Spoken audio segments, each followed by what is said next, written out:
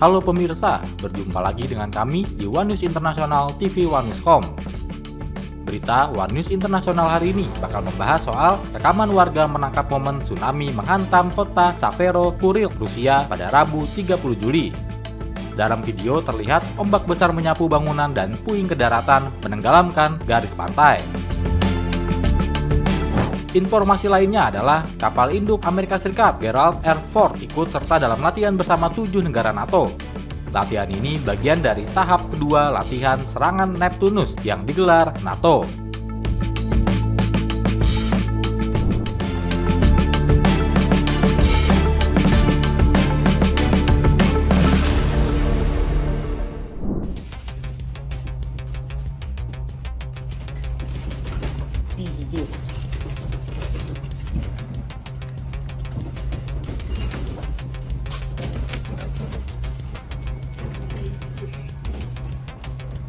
Badan Meteorologi Jepang meningkatkan peringatannya dengan menyatakan bahwa gelombang tsunami setinggi 3 meter diperkirakan akan mencapai wilayah pesisir yang luas mulai sekitar pukul 1 GMT.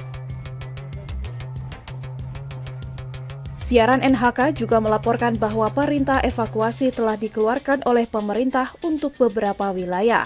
Pekerja pabrik dan penduduk di Hokkaido, utara Jepang, dievakuasi ke sebuah bukit yang menghadap ke laut, penyiar TBS mengumumkan.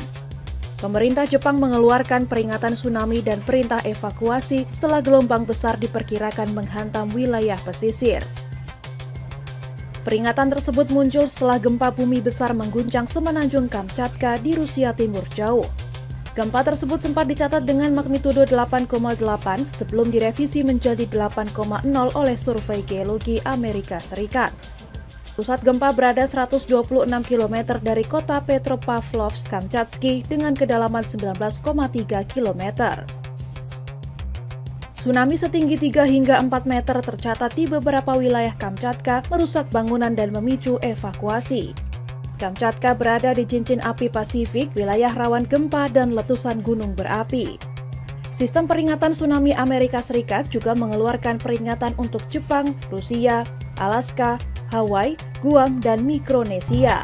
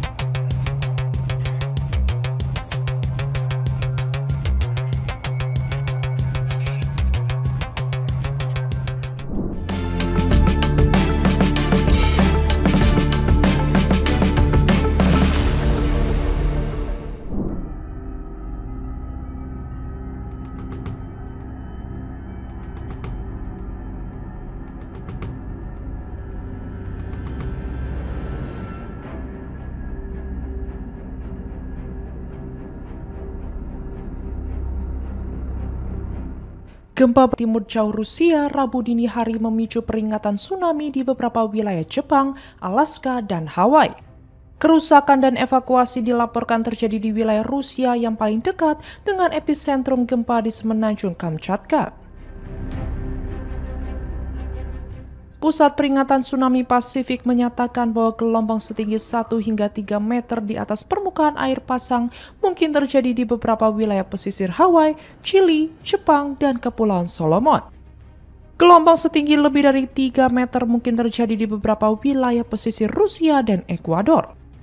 Badan Meteorologi Jepang mengeluarkan peringatan tsunami untuk pesisir Pasifik Jepang dengan menyatakan bahwa gelombang setinggi 3 meter dapat tiba di sepanjang pesisir utara Jepang kurang dari setengah jam setelah peringatan dikeluarkan. Pusat Peringatan Tsunami Pasifik menyatakan bahwa gempa tersebut telah menghasilkan tsunami yang dapat menyebabkan kerusakan di sepanjang garis pantai di seluruh kepulauan Hawaii. Gempa yang terjadi pada pukul 8.25 waktu Jepang memiliki magnitudo awal 8,0 menurut seismolog Jepang dan Amerika Serikat. Jepang dan Survei Geologi Amerika Serikat kemudian memperbarui pengukuran mereka menjadi 8,7 magnitudo dan USGS menyatakan gempa terjadi pada kedalaman 19,3 km atau 12 mil. Gempa tersebut berjarak sekitar 250 km atau 160 mil dari Hokkaido, pulau paling utara dari 4 pulau besar Jepang dan hanya terasa sedikit menurut televisi NHK Jepang. Kantor berita TASS Rusia melaporkan dari kota terbesar di dekat epicentrum, Petropavlovsk-Kamchatsky, bahwa banyak orang berlarian ke jalan tanpa sepatu atau pakaian luar. Lemari-lemari di dalam rumah roboh, cermin-cermin pecah, mobil-mobil bergoyang di jalan, dan balkon-balkon di gedung-gedung bergetar hebat. Pusat Peringatan Tsunami Nasional yang berbasis di Alaska mengeluarkan peringatan tsunami untuk sebagian kepulauan Aleut, Alaska, dan peringatan untuk sebagian pantai barat termasuk California, Oregon, Washington, dan Hawaii. Pada awal Juli 5, gempa bumi dahsyat yang terbesar berkekuatan 7,4 skala Richter melanda laut dekat Kamchatka. Gempa terbesar terjadi pada kedalaman 20 km dan berada 144 km di sebelah timur kota Petropavlovsk-Kamchatsky yang berpenduduk 180.000 jiwa.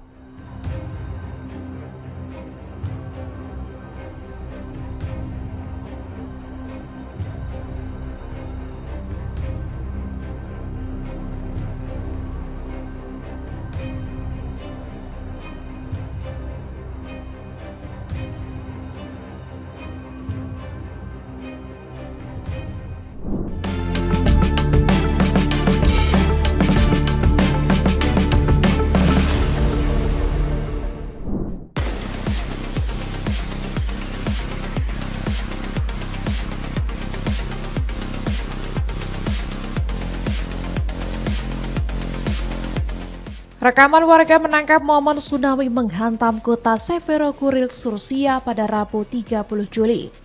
Tsunami terjadi usai gempa berkekuatan magnitudo 8,7 mengguncang lepas pantai semenanjung Kamchatka. Dalam video terlihat ombak besar menyapu bangunan dan puing ke daratan menenggelamkan garis pantai. Gempa tersebut memicu peringatan tsunami dan evakuasi di wilayah sekitar Samudra Pasifik. Sejumlah warga di wilayah terpencil Rusia dilaporkan mengalami luka-luka akibat gempa dan tsunami. Jepang juga memerintahkan evakuasi di pesisir timurnya, mengingat sejarah tsunami 2011 silam. Badan Meteorologi Jepang mengatakan tsunami setinggi 40 cm telah terdeteksi di 16 lokasi saat gelombang bergerak ke selatan di sepanjang pantai Pasifik dari Hokkaido hingga timur laut Tokyo. Para pejabat mengimbau agar berhati-hati dan mengatakan bahwa gelombang yang lebih besar mungkin akan datang kemudian. Gempa bumi yang terjadi pada pukul 8.25 waktu Jepang memiliki kekuatan awal 8,0 menurut seismolog Jepang dan Amerika Serikat.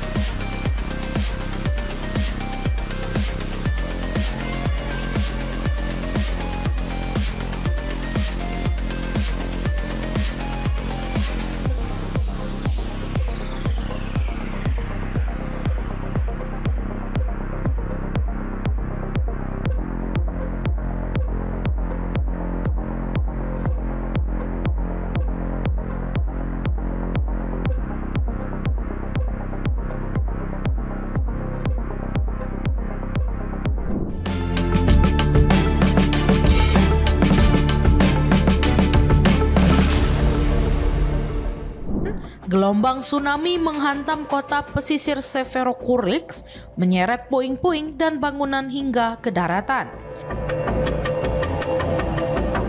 Garis pantai kota itu dilaporkan sempat terendam sepenuhnya oleh air laut.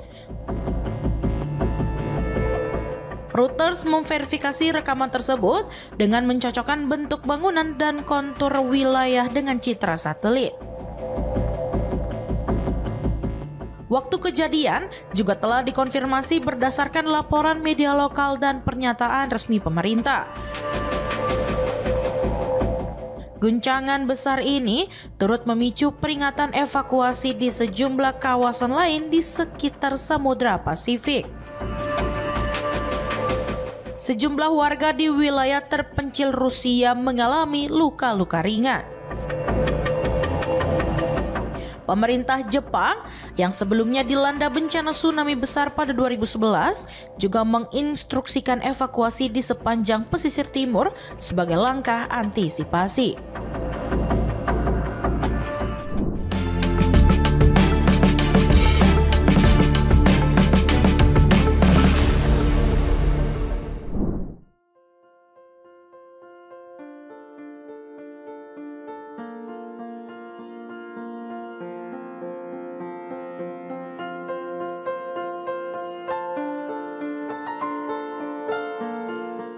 Gelombang besar menerjang garis pantai Hokkaido, Jepang pada Rabu 30 Juli menyusul gempa 8,8 magnitudo yang mengguncang wilayah lepas pantai semenanjung Kamchatka, Rusia Timur Jauh.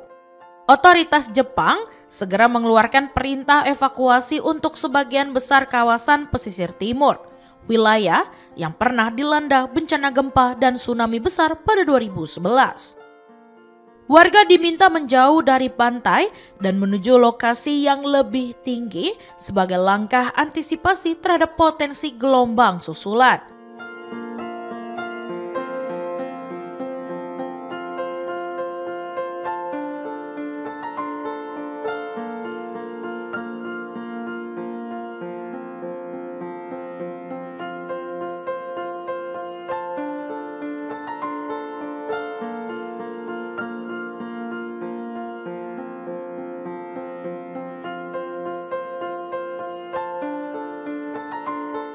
Badan Meteorologi Jepang menaikkan level peringatan tsunami dan memproyeksikan gelombang setinggi hingga 3 meter dapat melanda sejumlah wilayah pesisir.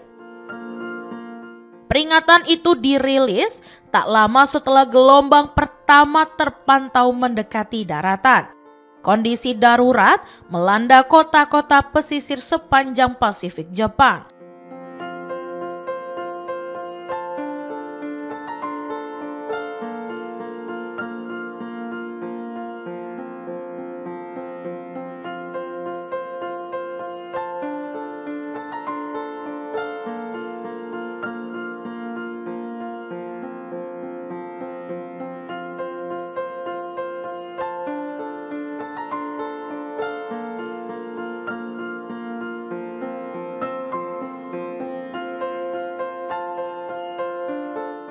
Sirine tsunami meraung-raung di berbagai daerah, disertai imbauan dari otoritas setempat agar masyarakat segera mengungsi ke tempat aman. Semenanjung Kamchatka dan kawasan Rusia Timur berada di sabuk cincin api Pasifik, zona seismik aktif yang kerap dilanda gempa kuat dan letusan gunung api.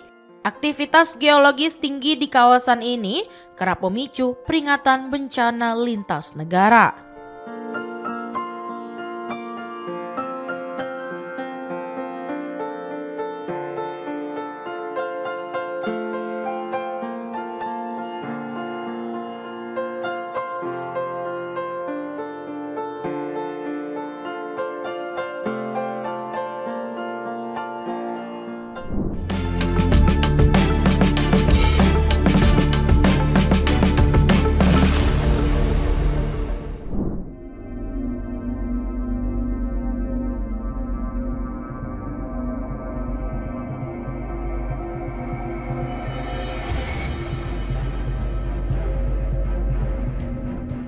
Ketegangan antara Rusia dan Ukraina kembali meningkat seiring klaim Moskow yang menyatakan telah melancarkan serangan terhadap sejumlah fasilitas militer Ukraina.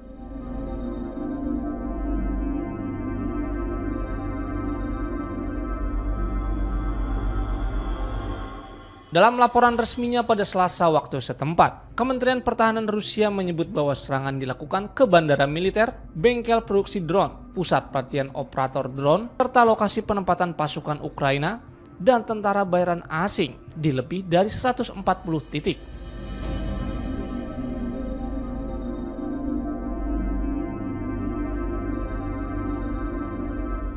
Rusia juga mengklaim berhasil merebut 2 wilayah strategis, yaitu Temirovka di Zaporizhzhia dan Novoukrainka di Donetsk.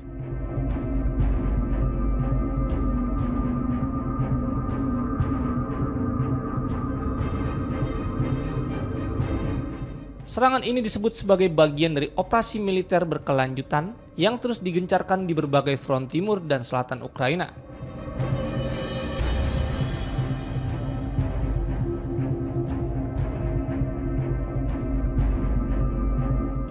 Sementara itu, Staf Umum Angkatan Bersenjata Ukraina melaporkan bahwa pasukan Rusia semakin intens menggunakan bom terpandu udara.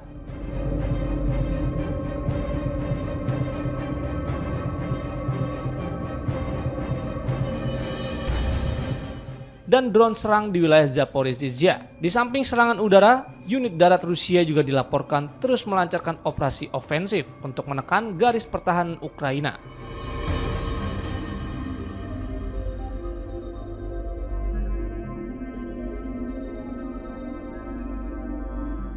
Meski demikian, pihak Ukraina menyatakan telah memahami pola serangan militer Rusia dan kini sedang memperkuat efektivitas tempur pasukannya.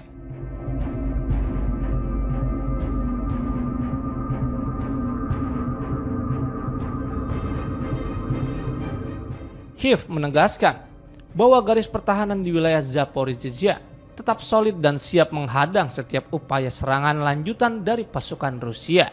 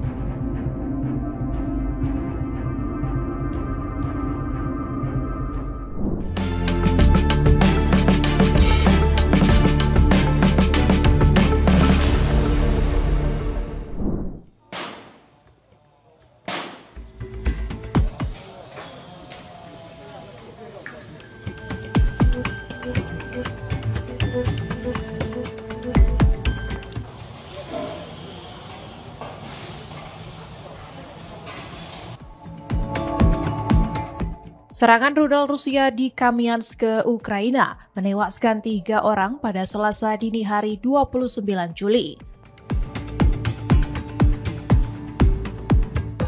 Korban termasuk seorang wanita hamil berusia 23 tahun bernama Diana, ungkap Presiden Zelensky.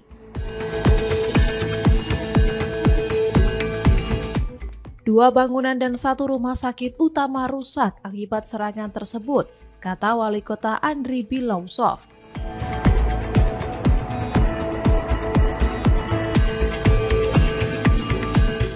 Bangsal bersalin juga ikut terdampak karena berada di dalam kompleks rumah sakit nomor 9.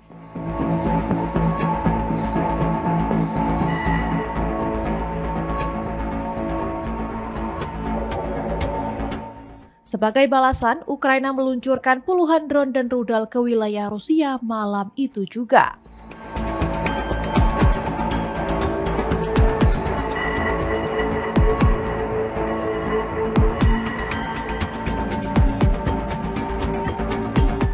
Target serangan Ukraina meliputi pangkalan udara, infrastruktur militer, dan depot bahan bakar.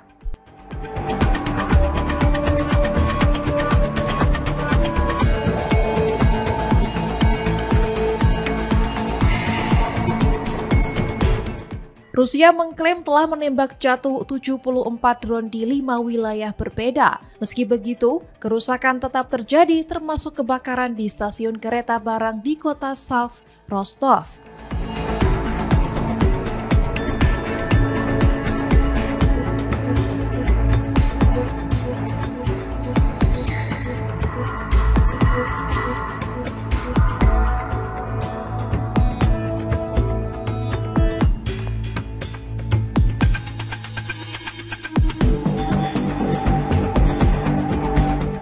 Operasional rel kereta terganggu akibat puing-puing drone yang jatuh.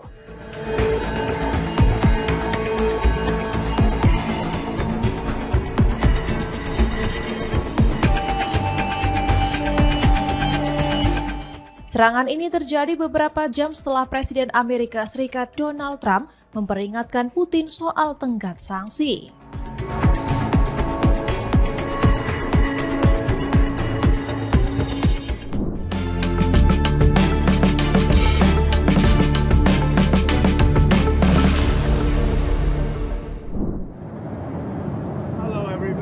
You had a good time in beautiful Scotland? Mr. President, yesterday you mentioned that you would change the Russia deadline. Presiden Amerika Serikat Donald Trump pada Selasa 29 Juli 2025 menyatakan bahwa Amerika Serikat akan mulai memberlakukan tarif dan langkah-langkah lain terhadap Rusia.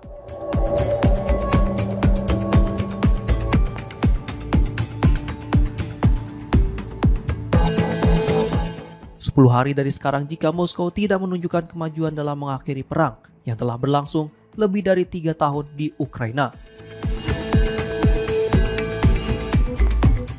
Trump sebelumnya mengumumkan pada Senin 28 Juli 2025 bahwa ia mempercepat tenggat waktu awal selama 50 hari yang ia tetapkan sebulan lalu menjadi hanya 10 hingga 12 hari.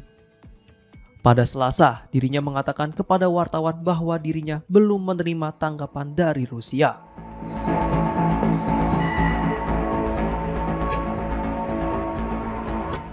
Berbicara dari pesawat kepresidenan, Trump menegaskan bahwa ia tidak khawatir dengan dampak potensial sanksi terhadap Rusia terhadap pasar minyak atau harga minyak dunia. Trump berjanji akan meningkatkan produksi minyak dalam negeri untuk mengatasi dampak tersebut.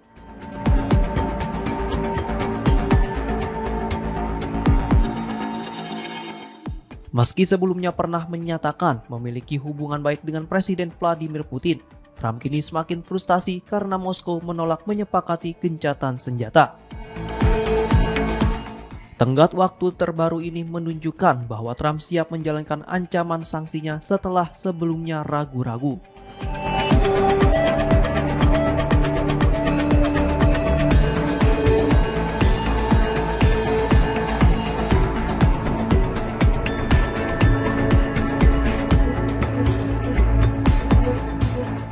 Saat berada di Skotlandia pada Senin 28 Juli 2025, Trump juga mengancam akan menjatuhkan sanksi tidak hanya kepada Rusia, tetapi juga kepada negara-negara yang membeli ekspornya yang dikenal sebagai sanksi sekunder jika tidak ada kemajuan.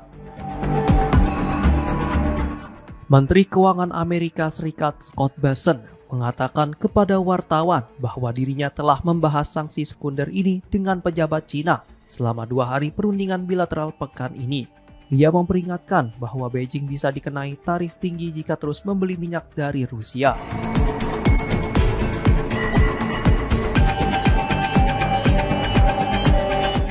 Dalam sebuah unggahan di platform X, mantan Presiden Rusia Dmitry Medvedev yang merupakan sekutu dekat Putin menyebut bahwa Trump sedang memainkan permainan ultimatum yang bisa memicu perang yang melibatkan Amerika Serikat.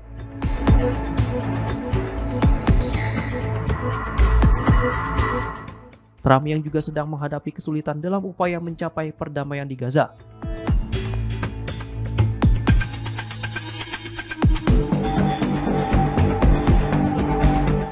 Sebelumnya mengklaim dirinya berperan dalam meredakan konflik antara India dan Pakistan serta Rwanda dan Kongo.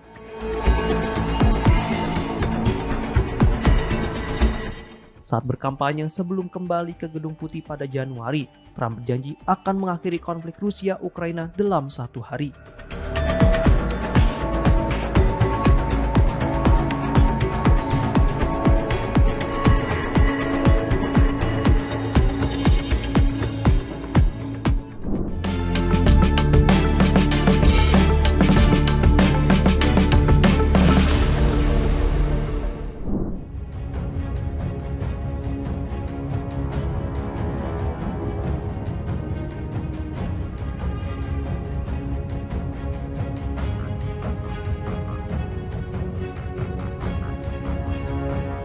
Korea Utara memperingatkan kepada Amerika Serikat untuk tidak memaksakan denuklerisasi.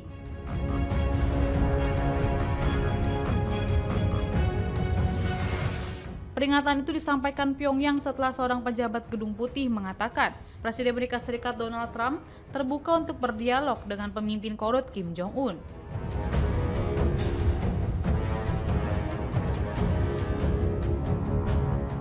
Melansir AFP, peringatan terhadap Amerika Serikat itu dilontarkan oleh Kim Yo Jong, adik perempuan Kim Jong-un, yang beberapa waktu terakhir merilis pernyataan-pernyataan bernada keras, terutama untuk negara tetangga mereka, Korea Selatan.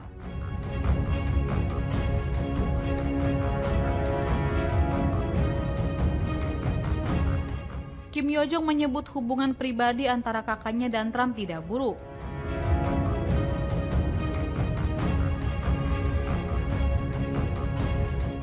Ia juga memperingatkan bahwa hubungan tersebut tidak boleh dimanfaatkan untuk memenuhi tujuan denuklerisasi dalam perundingan di masa mendatang jika memang ada.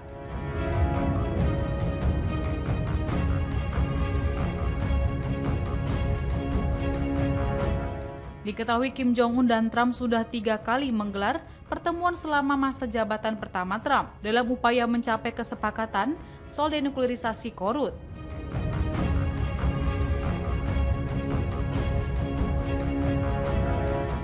Namun, sejak pertemuan kedua yang digelar di Vietnam pada tahun 2019 lalu, berujung kegagalan menyepakati imbalan yang akan didapatkan Pyongyang, otoritas korut justru mempercepat program nuklirnya.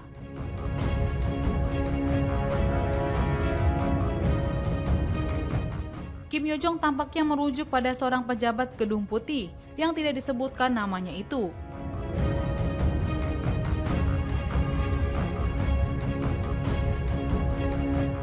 Mengutip kantor berita Korsel Yonhap, mengatakan bahwa Trump tetap terbuka untuk berdialog dengan pemimpin Kim guna mewujudkan Korea Utara yang sepenuhnya terdenuklerisasi.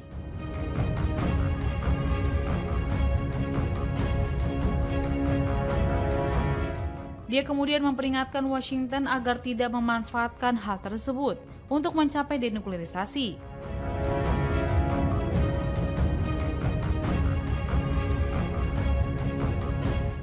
Jika digunakan untuk tujuan tersebut, tegas Kim Yo Jong, maka itu bisa diartikan sebagai penghinaan terhadap pihak lainnya.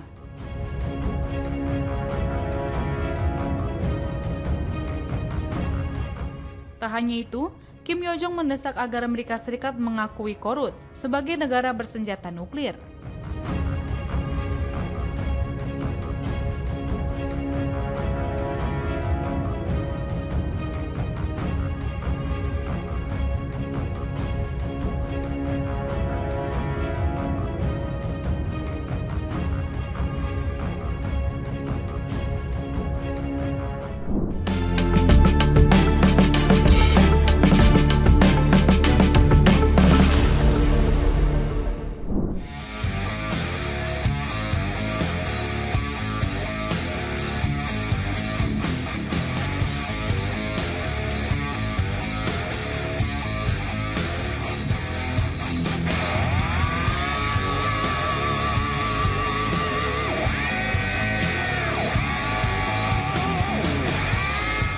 Kapal induk Amerika Serikat Gerald R. Ford ikut serta dalam latihan bersama 7 negara NATO.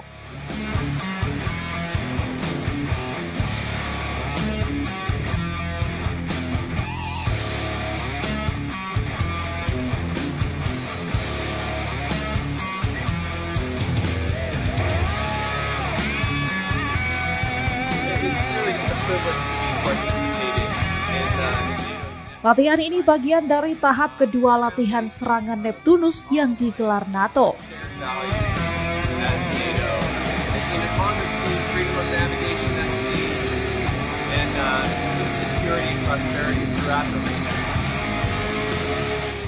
Fokus utama latihan adalah integrasi kekuatan militer negara-negara anggota NATO.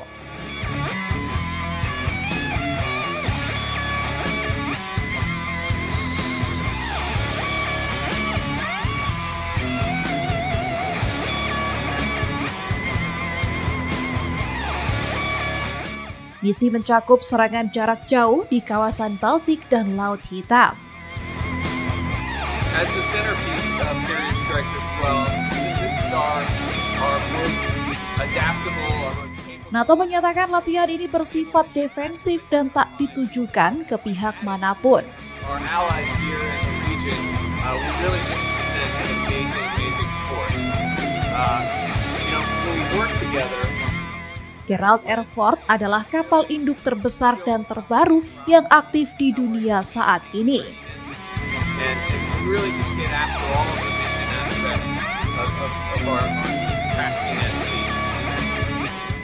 Laksamana Muda Paulan Zilota menyebut armadanya sebagai paket misi paling lincah dan adaptif.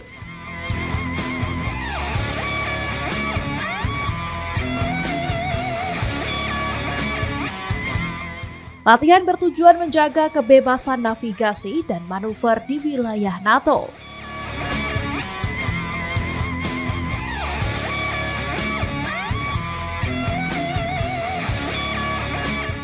Titik-titik strategis seperti Selat Gibraltar dan terusan Suez menjadi fokus pengamanan.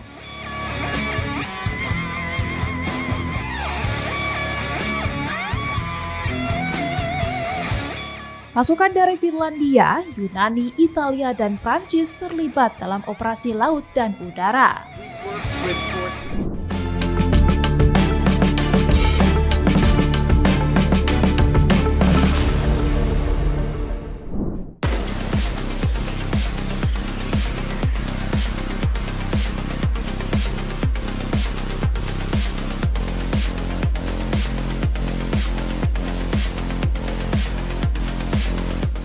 Beberapa desa di wilayah timur Rumania mulai melakukan pembersihan dan evaluasi kerusakan setelah banjir bandang yang melanda pada Senin 28 Juli 2025. Banjir tersebut menewaskan sedikitnya 3 orang dan menyebabkan kerusakan parah pada rumah serta infrastruktur. Menurut Badan Penanggulangan Darurat, hujan deras disertai angin kencang melanda 25 desa di 9 kabupaten. Kabupaten Neam dan Suceava menjadi yang paling terdampak dengan 2 sungai yang meluap dan memaksa ratusan warga mengungsi. Semua akses menuju desa Brosteni di Suceava terputus akibat banjir. Korban tewas terdiri atas seorang pria berusia 66 tahun serta 2 perempuan lanjut usia, masing-masing berumur 85 dan 83 tahun. Evakuasi jenazah dilakukan menggunakan alat berat di dasar sungai. Kementerian Lingkungan Hidup melaporkan beberapa sungai mencapai titik tertinggi dalam sejarah, sementara perbaikan darurat pada jembatan yang ambruk telah dimulai. Helikopter layanan darurat juga dikerahkan untuk mendukung evakuasi dan pemantauan situasi. Aparat kepolisian dan tim penyelamat terus siaga menghadapi kemungkinan banjir susulan.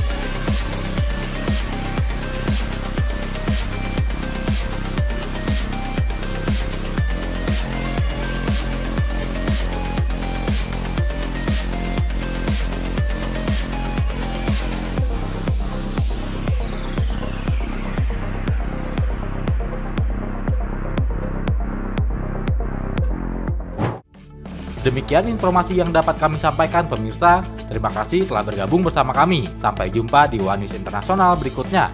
Setiap Senin sampai Jumat pukul 8 malam hanya di kanal YouTube TV One News.com.